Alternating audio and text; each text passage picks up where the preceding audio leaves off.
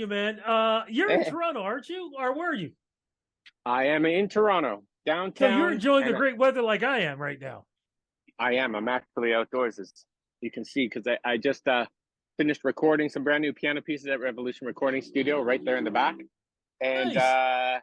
it went a little bit late, but got some fantastic stuff. And I'm here excited to chat to you. Oh man, it's great to see you. And really the last time I had a chance to really speak with you was when I was with Rogers, and it was you and who else was Yasmin. there? Hey, Jasmine, Yasmin was there. yes. Yes, Yasmin was there. Hayden Neal's daughter, and we were talking about some, what was it, unreleased tracks, or what was it Yes. again? I think I was when we put together a greatest hits compilation of Jacksoul material, Yeah. and there were two. I believe there were two brand new tracks that were coming out on that as well. And I think we talked at the Rogers Deli right by Dundas Square. Yes, we did. We absolutely did, man. And that was something special too. And I've had a chance to interview her a couple of times also. In fact, we talked probably about 6 months ago because she was releasing new music herself. And That's it right. is so great to see as the legacy still continues. And you, of course, help keep that legacy going too, man. Right off the top, man. What was it like working with Hayden? What was it like, Jack Soul? What was it like to have to be part of music greatness? It was incredible. Definitely one of the most beautiful things in my life, highlights of my life. Getting to be in a band with such an incredible and loving person, be a talented person and artist, and just some of the times, the memories, journey we took together is just like second to none. I looked at that band and Hayden as a brother, and we miss him terribly. I miss him terribly. But you know what? Again, look at back with such fondness at that times. I mean, we got to tour with James Brown. We got to play shows with Al Green. We got to play, Massey Hall. We got to tour all across the country. We had some incredible times. Won some Juno awards. Look, it's all good memories. So I love it. But wasn't just that with the great tours and everything. It was the fact that you guys created uh you created a certain style of music which a lot of people thought had to have been from England, had to have been from the US, had to have been from Germany. It wasn't supposed to come from Canada, but it was all Canadian. Yeah, it was all Canadian. I mean, it's funny, like even at that time, like if you think early 2000s, just like R&B and soul music, I will just say it wasn't hugely popular here or supported here. There were very few acts that were actually, doing it.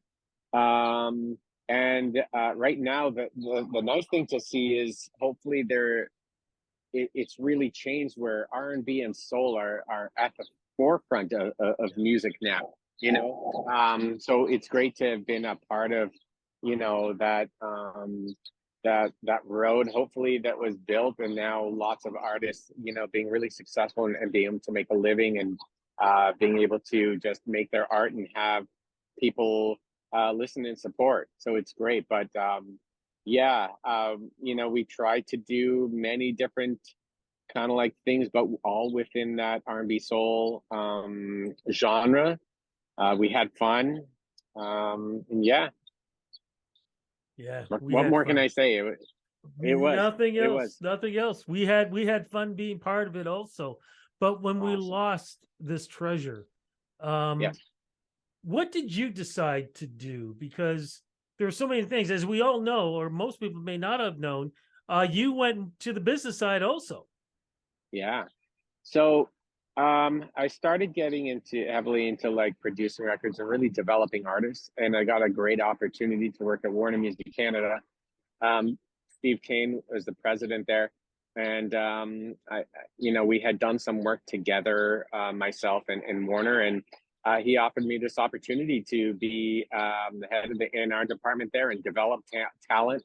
And I loved it. I took him up on it, and we had a great partnership for over a decade. really, got to work on, like, again, developing Canadian talent and Canadian music. I was really proud of the work we did with people like Scott Hellman, Brett Kissel, Megan Patrick, um, Washboard Union, lots of country acts. Even, one of, there was an artist I signed named Charmaine, who won the best rap recording, not this past year, the year before. And she's doing great things. Just got to work with a lot of great artists,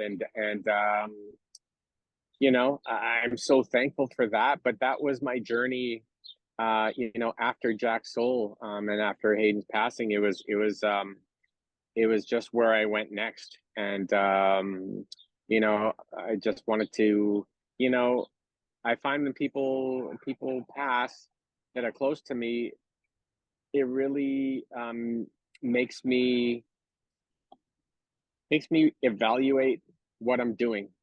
And I have to constantly do things that I love and enjoy for this one time and one moment I have on this planet, or, my life, that you only live once.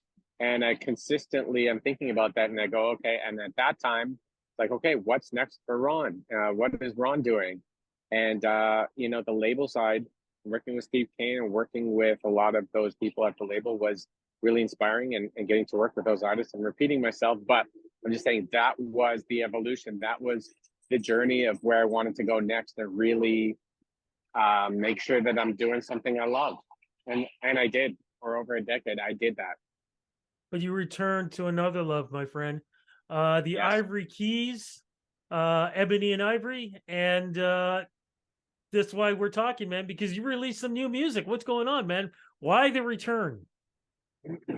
So the next step of the journey, my time at the label is no more.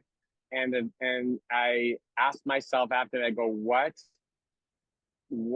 does Ron want to do at this point that's really going to bring joy, that's really going to be fulfilling, that's really the next step of my journey? And one of the things is I still continue to produce and write with artists, because I love working with artists and helping them create and bring out their vision and their music. However, there's a voice inside me that I couldn't suppress or quiet anymore. And that's my own artistic voice. And as a kid, I studied classical music. I got my degree when I was 17 years old. And, when all the kids were outside playing baseball and riding their bikes, I had to practice piano for 2 hours a day or 3 hours a day, depending what years it was. I have this innate love for it. And now it was a time going, like, okay, what is Ron going to do as an artist himself? I am at the core, artistically, a piano player and composer. And so I started sitting by the piano, and these pieces just came out of my hands, just flowing through my body, out my fingers, onto the keyboards. And it just happens. And it happens a lot at 2 a.m., 3 a.m., sometimes in the afternoon, but a lot of the time in the middle of the night. And, there is this genre of music called neoclassical right now that is fairly big on streaming services, and also just a general public that has an appetite for it. And I was like, you know what? This speaks to me as well, and speaks to me, and not only something to create it for myself, but I think it can bring something to people who have an appetite to this. And it's specifically because it's serene, it's meditative, and we live in a crazy hustle, bustle, go, go, go, noisy world. And this music is supposed to provide a backdrop to relax, to breathe, to meditate, to think, just to bring it down for a moment. And I love that essence of it. And it does that for me. And now when I sit at the piano, it's even beyond notes. It's beyond just playing a piece. When I'm composing, it's a spiritual thing. When I'm doing the piano, it just happens. It's at one. It's like the universe. It just like channels through me and it comes out. And I thought, you know what?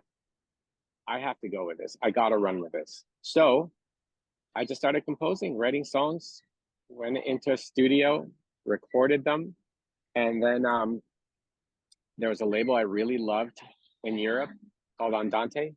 I really love some of the artists they have and some the things they were putting out, and I sent them some of my pieces. And on my beautiful journey, they, the main guy there named Evo, he loved it, and we started working together. And my third piece just came out today. Started the first one came out end of March, March 24th, I believe. So I have three out now. And with this label and with this, this is the next phase of my journey as an artist, myself as an artist. And as I said, I get into the room with other artists and create and do that stuff. But myself, this is me. There are no words. There's just melodies. There's just notes. There's just the music. Solo piano. That's it. That's it. There's nothing else. Can't hide behind anything. It's just that. So, anyways, I'm going to let you speak, but hopefully I've described some of how happy it makes me, how joyful it is, how inspirational it is for me at this point and where I'm at with it. Well, we still got to let folks know the name of the album, and we also have to let folks know what are the songs they released. Because to me, this is a throwback to the '70s because I can remember lots of groups from whatever genre were putting music out exactly what you have out now. Yes. So the name of my EP is going to be called Sketches for Piano, and the reason why I call it Sketches for Piano is because they are like these short sketches, but also as I write, wake up at 2 a.m. or 3 a.m., I just have this notation paper and I'm literally just scribbling down notes. I write like proper music notation. I'll write out like alphabet notes. I'll do all kinds of stuff. And when I look at it at the end, it just looks like a sketch. It looks like this weird like thing. So I just kind of put together, goes, this is kind of like a sketch. The pieces are like a sketch. They're not long pieces. They're all like under 2 minutes, and it feels like that was the right thing. It was called Sketches for Piano. The first piece came out was Luminescent. The second one was called Snowfall, which came out right in spring, which was not the best call. But I will say I wrote it when there was snowfall. And the thing is, we actually had one final snowfall after it came out. So didn't feel bad that it was, kind of like serendipitous. And then here we are today. I have a piece out called Moonrise. And they're all very special. I have another one coming out in 3 weeks called Silhouettes. And it all culminates in a fairly emotional piece named Eclipse. And that'll be my first five song EP. And as I said, I was in the studio today recording new music for what is going to come out beyond that with Andante, probably in sometime like end of the summer, sometime in August. And we'll keep writing this and keep making music. Any chance that you're going to tour this? We're going to see shows. Yes, absolutely. My only caveat was for me when I was thinking about it is like, I'd like to have a little bit of my music out there before I start playing it. So the people who come and see me, they can listen to it, they can hear it. And the way I release it is like I put out one piece and a month later I'll put another one, a month later put another. So I wanted to have a little bit of a catalog out there. So when people come to see me perform, they can do that as well. I'm going to probably throw in a couple of I've gotten back into learning some great classics. My favorite composers happen to be Debussy, Chopin, and Liszt. So Liszt Liebestraum was a beautiful piece that I'd never learned as a kid. It's been one that I focused on the last couple of months, and I almost have it. I'm almost have it down there. I think maybe a couple weeks of practice and I'm good. But something that I can throw in between my pieces. I love playing a little Debussy. And throw in a couple classics for those who want to hear that. And to be honest with you, I have an idea. I mean, I can share it with you. Nobody else knows about it, but there's a couple covers that I want to do. One of them being a Jacksoul cover, which I'm going to recreate as a classical piece. There are a couple like songs that are in contention that I'm kind of like deliberating about and starting to figure out on the piano. And there are a couple other songs that I've written with a couple of other people that have been released that I think it's really suited for a classical interpretation. So beware, all of this is coming up. Wait, look, before we go, one more question.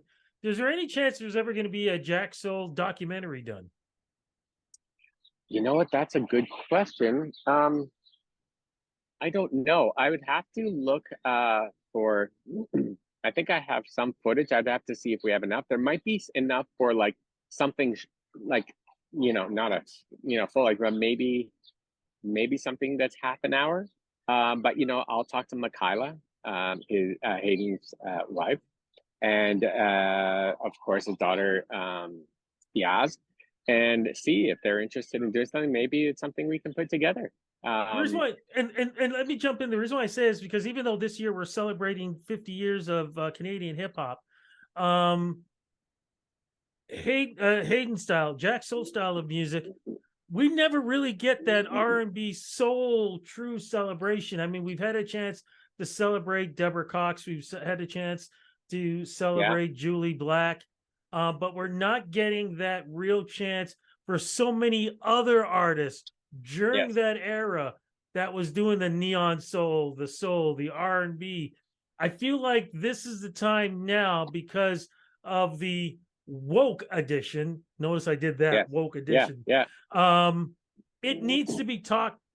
The history needs to be told, and I don't Yeah. want to see that part of the history lost, because Jack Soul was a major part of that.